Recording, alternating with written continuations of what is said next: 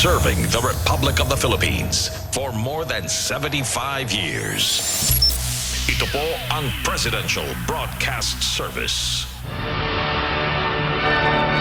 From the Presidential Palace, Manila, Dateline Malacañang.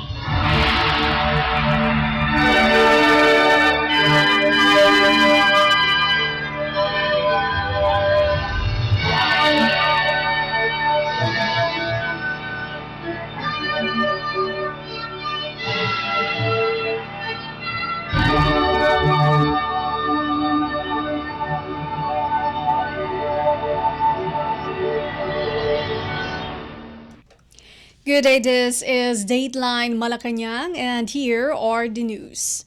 On the top story, Philippine President Ferdinand R. Marcos Jr. signs into law the Republic Act or RA number 11962, or the Act establishing the National Employment Master Plan, to be known as the Trabaho para sa Bayan Plan, in a ceremony at the Kalayaan Hall in Malacañang Palace on September 27, 2023.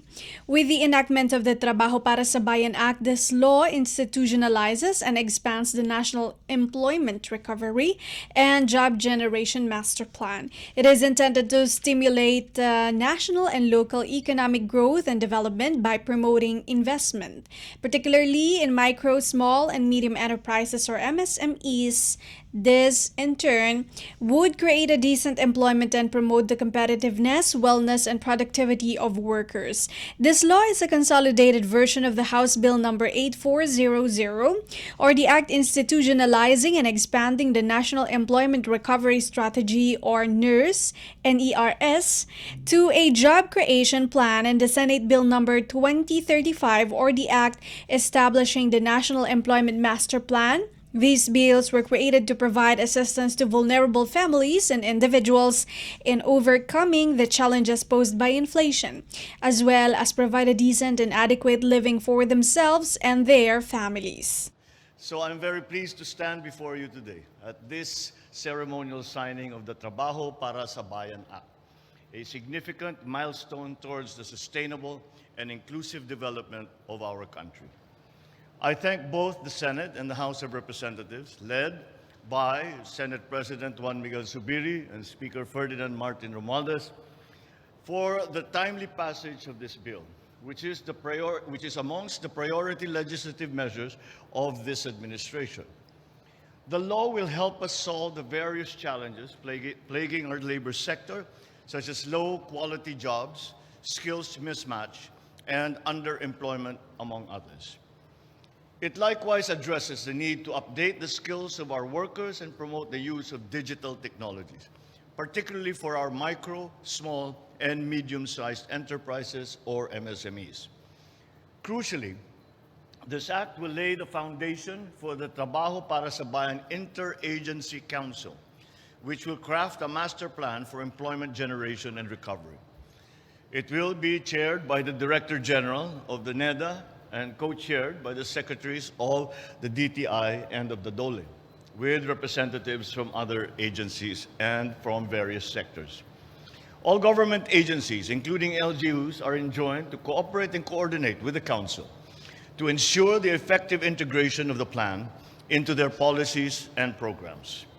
I therefore direct the Council and all concerned government agencies to fast-track the issuance of the implementing rules and regulations of the law so that our workers and stakeholders can immediately benefit from it. I likewise enjoin the DOLE and the NEDA to harmonize the Labor and Employment Plan 2023 to 2028 and the Trabaho para sa Bayan Plan to ensure that all government efforts and resources will be effectively and efficiently managed. To our businesses, especially our MSMEs, we will continue to provide support and other incentives, such as increased access to financing and capital to promote self-reliance and spur employment generation. Under this law, we will also incentivize employers, industry stakeholders, and private partners who will facilitate skills development, technology transfer, and knowledge sharing amongst our businesses and our workers. With this concerted effort, I'm confident that we will not only achieve the goals of this law, but we will also realize our vision of bagong Pilipinas. Sa ating mga mamamayang Pilipino, alam po namin na hangad ninyo na magkaroon ng maayos, matatag at marangal na trabaho. Sa pagpasa ng batas na ito, binubuksan natin ang isang bagong yugto sa ating bansa kung saan mayroong sapat at dekalidad na trabaho para sa lahat. Kaya samahan po ninyo kami sa pagsisiguro sa tagumpay ng batas na ito at sa pagpanday ng isang maunlad at bagong Pilipinas. Salamat sa inyo lahat. Mabuhay po kayo. Magandang umaga po sa inyo lahat. The signing ceremony was witnessed by Senate President Juan Miguel Zubiri, House Speaker Ferdinand Martin Romualdez, Senate Majority Leader Emmanuel Joel Jose Villanueva, Executive Secretary Lucas Bersamin, Department of Trade and Industry or DTI Secretary Alfredo Pascual, National Economic and Development Authority or NEDA Secretary Arsenio Balisacan, Department of Budget and Management or DBM Secretary Amena Pangandaman, Technical Education and Skills Development Authority or TESDA Secretary Suharto Mangudadatu, Presidential Legislative Liaison Office or PLLO Secretary Mark Leandro Mendoza, and Parañaque 2nd District Representative Gustavo Tambunting. Dateline Malacañang. In related news, the National Economic and Development Authority or NEDA on Wednesday said a passage of the Trabaho para sa Bayan Act will help the government achieve the goal of the Philippine Development Plan to provide more jobs to Filipinos. Philippine President Ferdinand R. Marcos Jr. signed on Wednesday the Trabaho para sa Bayan Act, which seeks to, among others, address the challenges in the labor market. NEDA Secretary Arsenio Balisacan in a statement said they support the Trabaho para sa Bayan Act as it contributes to the Philippine Development Plan 2023 to 2028, which aims to increase employability, expand access to employment opportunities, and achieve shared labor market governance. The law mandates the formulation of the Trabaho para sa Bayan Plan or TPB to address unemployment, underemployment, the informality of working arrangements, the reintegration of overseas Filipino workers, and other challenges in the labor market. It will also focus on improving the employability and competitiveness of Filipino workers through upskilling and reskilling initiatives, and will provide support for micro, small, and medium enterprises and industry stakeholders. The TPB Interagency Council, chaired by the NEDA Secretary, will conduct a comprehensive analysis of the employment situation and labor market in the country.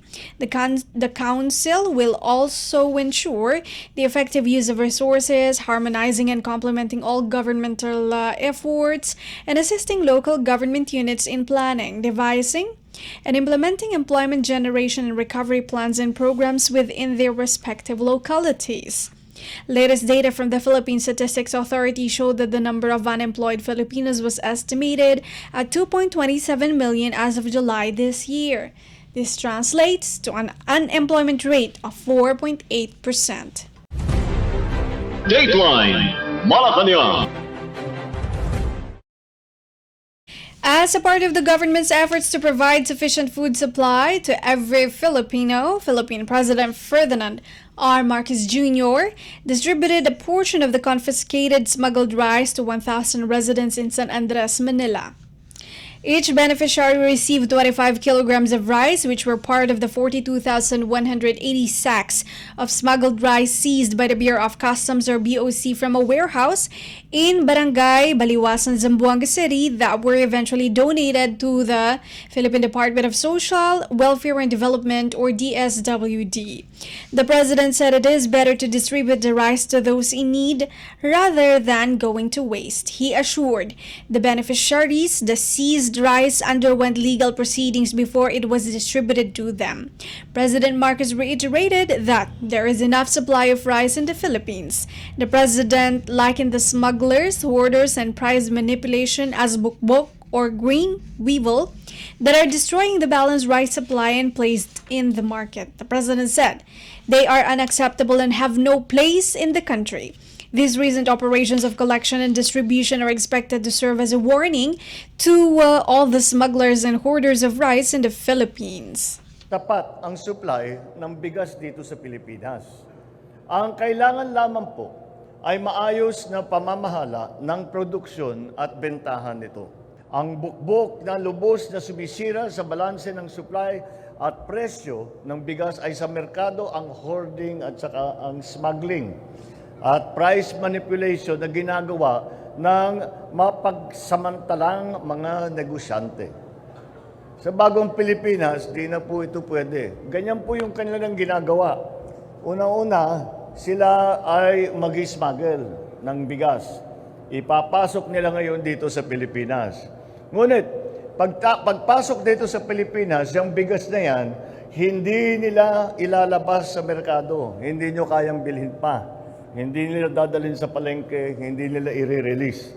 Itatago nila yan para pataasin, para mababa ang supply, tumaas ang presyo. Pag mataas na ang presyo, saka nilang ilalabas para kumita sila na malaki. Hindi naman talaga tama yan. Kaya inaatasan ko lahat ng mga opisyal, mga otoridad, at mga ahensya na higpitan ng gusto ang papatupad ng pulisiya at batas hinggil sa issue ng bigas. Sa bagong Pilipinas, bawal ang smuggler, bawal ang hoarder, at bawal din ang mga mapang-abuso na mapagsamantala sa ating bayan. President Marcos led the rice distribution at the San Andres Sports Complex in Manila City. He earlier distributed rice to 4 peace beneficiaries in Tungawan, Zamboanga, Sibugay, Irias, Marina Sur, and General Trias, Cavite. Dateline Malacañang. Philippine President Ferdinand R. Marcos Jr. assured the Filipino people that the administration is working hard to boost the agricultural sector in the Philippines and increase the local production and supply of the staple food in the country. In his speech delivered by Agriculture Senior Undersecretary Domingo Panganiban during the 51st anniversary of the National Food Authority, or NFA, President Marcos said that the government will not falter in finding solutions to the country's agricultural issues without hurting the needs of Filipino farmers and retailers. President Marcos recently issued Executive Order 39 imposing the mandated 41 pesos price cap on regular milled rice and the mandated 45 pesos price ceiling on well-milled rice to address the recent surges of rice prices in the market. The chief executive emphasized that the government also conducted outreach activities and extended food relief assistance to the less fortunate. Filipinos and provided 15 pesos cash assistance to small rice retailers affected by the rice price caps. Aside from this, President Marcos said that the government is now undertaking aggressive steps against rice smugglers and hoarders to ensure stable prices of basic commodities in the market. The chief executive extended his warmest congratulations and greetings to the officials and employees of the NFA as he lauded the agency's exceptional services in assuring the stability, affordability, and safety of the staple food supplies over the last 5 decades. President Marcos also expressed optimism about the positive impacts that will be carried out by the NFA modernization program, along with the agency's signing of a credit line with the Land Bank and the Development Bank of the Philippines, which is a huge leap in the tried, tested, and trusted partnership. President Marcos also recognized NFA's efforts in maintaining a buffer stock of rice and palay, especially during times of emergencies and calamities amid all the challenges that grapple the country's agricultural sector. Dateline Malacañang. Philippine President Ferdinand R. Marcos Jr. administers the oath-taking of the second batch of newly promoted star rank officers of the Philippine National Police or PNP in a ceremony at the Heroes Hall in Malacañang Palace. The event gathers 55 newly promoted PNP officials consisting of 1 Police Lieutenant General, 7 Police Major Generals, and 47 Police Brigadier Generals. Glad to welcome and congratulate the newly promoted star rank officers of the Philippine National Police. As you take your oath today, you assert your new role as leaders of a renewed police force, one that takes pride in its integrity, in its competence, and the genuine service to the people. The entire nation trusts that you will implement and oversee crucial initiatives that will improve public safety and security concerns in our communities. Our people expect to see reforms under your leadership, positive changes that will make the agency more capable, responsive, and truly corruption-free, even amidst the many challenges that we face at present. The foundation of effective law enforcement is public trust, rooted in constant and open public engagement. Thus, it is incumbent upon you, our new generals, to prioritize dialogue, collaboration, and cooperation within the communities that you serve. You must likewise nurture a bond of mutual respect and support, where the people have faith and confidence in their police force. To achieve this, it is imperative that we reiterate our zero-tolerance policy for corruption and human rights abuses within the PNP and, for that matter, in all of government. Sa bagong Pilipinas na ating itinataguyod, walang puwang para sa hanay ng ating kapulisan ang korupsyon, pang-aabuso sa kapangyarihan at ibang katiwalian ng mga illegal na gawain. As officials, you're responsible for ensuring that all PNP personnel uphold the highest standards of ethics, professionalism, and respect for human rights. I also expect that you will lead by example so that every officer and member under your commands will adhere to these same principles. I assure you that the national government will continue to find ways to pursue the modernization of the PNP, and that's together with our efforts to build a new Philippines where both the government and citizens work together for progress and for prosperity. And we will also equip our police forces with the latest technology and training and resources to bolster your capabilities. This will enable you to contribute in maintaining peace, which is the backbone of our society's stability and well-being. Hand in hand, let us lead our nation towards genuine and meaningful transformation. May this milestone in your career inspire you further to lead once more with excellence and honor as you drive the PNP towards a new Philippines that is safer, more just, and more prosperous for every Filipino. Again, congratulations, mabuhay kayong lahat, magandang umaga sa inyong lahat. Among the newly promoted star rank officers of the Philippine National Police or PNP are Police Lieutenant General Patrick Villacorte, Commander of the Area Police Command Visayas, Police Major Generals Emmanuel Peralta, Acting Chief of Directorial Staff, John Arnaldo, Acting Commander of the Area Police Command Northern Luzon, Oliver Enmodias, Director for Research and Development, Harold Tuzon, Deputy Commander of the Area Police Command Eastern Mindanao, Beli Tamayo, Deputy Commander of the Area Police Command Southern Luzon, Romeo Karamat Jr., Director of the Criminal Investigation and Detection Group or CIDG, and Arthur Cabalona, Deputy Commander of the Area Police Command Visayas. Department of the Interior and Local Government or DILG Secretary Benjamin Benhur Abalos Jr. and Presidential Advisor on Military and Police Affairs Secretary Roman Felix are also in attendance to witness the occasion.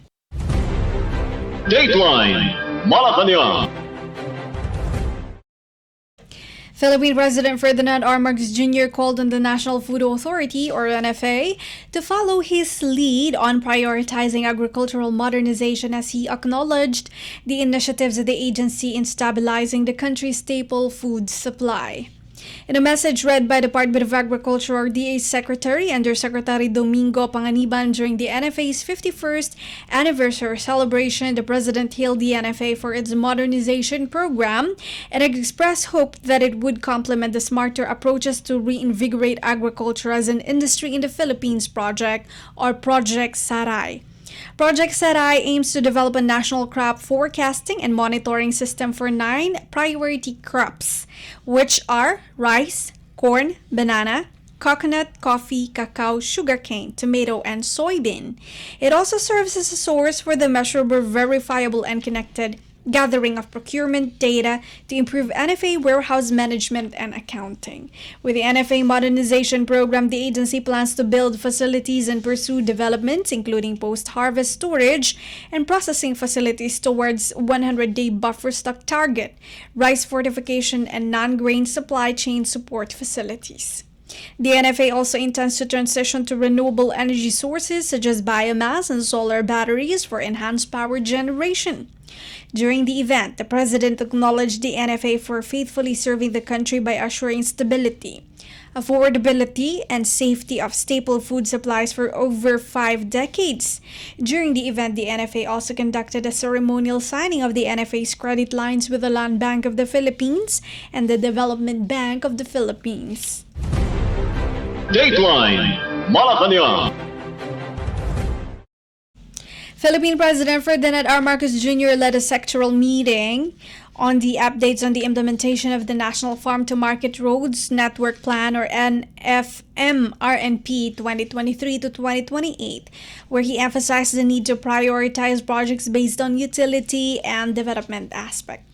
President Marcos also told DA officials to coordinate with other concerned agencies to identify areas for development and construction of FMRs to ensure smooth flow of goods and services. He also noted that the rehabilitation and repair of FMRs that were damaged by flood and other natural disasters should also be considered. As of October 2022, the Department of Agriculture and other government agencies have completed a total of 67,255.46 kilometers of FMR projects, 51% of the 131,410.66 kilometer target. This is necessary to service 14 million hectares of the country's production areas for agriculture and fisheries. A total of 64,155.20 kilometers of FMRs have yet to be completed, requiring an investment cost of 962.325 billion pesos. Of these, there are only 46,937.1 kilometers of proposed FMR projects from the local government units, or LGUs, as of August 1, 2023. Dateline Malacañang. Philippine President Ferdinand R. Marcos Jr. backed on Tuesday the proposal to temporarily implement rice tariff reduction in a bid to address the surge of rice prices in the market. The President made the remark shortly following the sectoral meeting on Tuesday in Malacañang, where NEDA presented updates on the proposed rice tariff reduction with inputs from the Philippine Department of Finance, or DOF, Department of Trade and Industry, or DTI, and the Department of Budget and Management, or DBM. Some farmer groups raised concern over some negative effects should rice tariff reduction be adopted, such as that importers would mostly stand to gain with the proposal because they are already undervaluing rice and will only further depress palay prices and discourage farmers from expanding their future production. The NEDA recommended earlier a reduction in the tariff imposed on imported rice in a bid to help lower local rice prices in the market, which will eventually lead to the simultaneous lifting of Executive Order, or EO number 39, imposing the mandated price ceilings on regular and well-milled rice in the market. However, during the said meeting, NEDA Secretary Arsenio Balisacan and agriculture officials, namely Undersecretaries Leocado Sebastian and Mercedita Sombilia, agreed that it was not the right lower tariff rates because of the downtrend of rice prices in the world market. Under EU 39, which took effect on September 5, the mandated price ceiling on regular rice is at 41 pesos per kilogram, while the mandated price cap on well-milled rice is at 45 pesos per kilogram. Asked if the government will lift the implementation of EO 39, President Marcos said it will remain in effect, as they have to study the matter carefully. President Marcos has ordered the Department of Social Welfare and Development, or DSWD, to provide 15,000 pesos cash assistance to small rice retailers affected by the implementation of the EO 39, as he distributed sacks of rice to beneficiaries of the Pantawid Pamilyang Pilipino program, or 4Ps, to ensure sufficient food supply for them. Dateline Malacañang.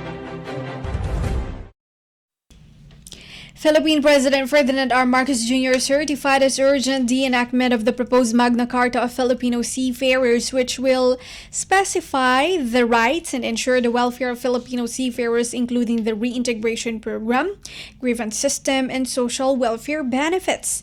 In a September 25 letter to Senate President Juan Miguel Zubiri, President Marcos raised the need for the immediate passage of Senate Bill No. 2221, titled An Act Providing for the Magna Carta of Filipino Seafarers. This is to address recurring deficiencies in the domestic laws pertaining to the training and accreditation of thousands of Filipino seafarers, which endanger their employment in the European market in particular and the global maritime arena in general. The president also said that the bill guarantees to the international community that the Philippines will comply with its obligations of ensuring that Filipino seafarers' training, facilities, and equipment are at par with the international standards and those set by relevant international conventions. The Magna Carta of Filipino Seafarers was already approved by the House of Representatives, or House Bill No. 7325, on final reading on March 6 this year with 304 affirmative votes. The bill is currently pending in the Senate. After attending the 3rd Legislative Executive Development Advisory Council, or LEDAC, meeting in Malacañang last week, Zubiri said that the Magna Carta of Filipino Seafarers is among the 20 priority pieces of legislation which the President urged Congress to pass by year-end. The Senate President said that hopefully the bill will be passed on 3rd reading by the Senate this week, or that the bill will be passed on 3rd reading by the Senate this week. In 2021, the Philippines was reported as a top source of seafarers in the world, according to the United Nations Conference on Trade and Development. The country deploys more than 400,000 Filipino seafarers overseas on average from 2016 to 2021, according to the Maritime Industry Authority, or Marina. It can be recalled that the European Maritime Safety Agency, or EMSA, flagged the country for not aligning with international maritime safety standards and marine education, particularly with the International Convention on Standards of Training, Certification, and Watchkeeping, or STCW, putting thousands of seafarers' jobs at risk. Dateline Malacañang. Office for Transportation Security, or OTS, Administrator Maria O. Aplasca filed Tuesday his courtesy resignation amid a string of cases of alleged theft involving screening personnel at the Ninoy Aquino International Airport, or NAIA. In a letter addressed to Philippine President Ferdinand R. Marcos Jr., Aplasca said his resignation was a noble undertaking for a greater interest. He was referring to the pronouncement of House Speaker Martin Romualdez, who warned that he would personally block the 2024 budget of the Department of Transportation and its attached agency, the OTS, if Aplasca would not quit his post. Aplasca maintained that he had done nothing wrong but to wage an honest campaign against corruption in all airports nationwide. Romualdez's call came a week after the ODS acknowledged that a security screening officer got involved in an alleged theft at the NAIA. Dateline Malacañang. And that is all for today's Dateline Malacañang for Radyo Pilipinas World Service. This has been Bea Gaza. From the Presidential Palace, Manila, Dateline Malacañang.